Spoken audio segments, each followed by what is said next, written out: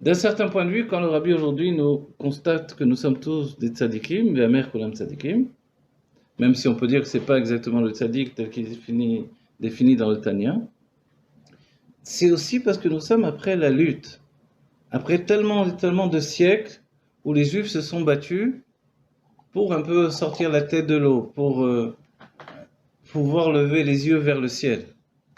Et c'est ce qui est spécifique au Adam, l'homme, qui a Damé Laelion, qui ressemble au monde divin, c'est qu'il est capable de lever les yeux vers le ciel. Vous voyez?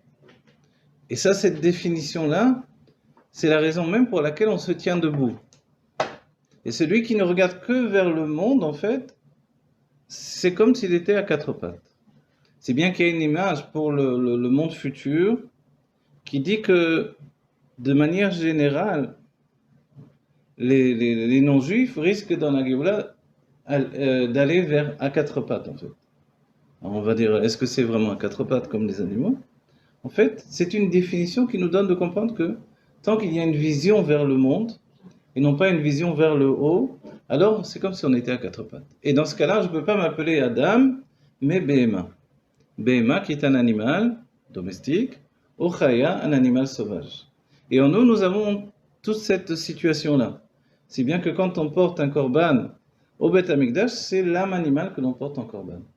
Donc en fait, c'est ça l'état d'esprit de la chassidoute, c'est ne pas se berner soi-même, savoir qui est ma Behema, de quel genre, et comment finalement, on va pas dire l'apprivoiser, mais au contraire utiliser sa force pour le service de Dieu.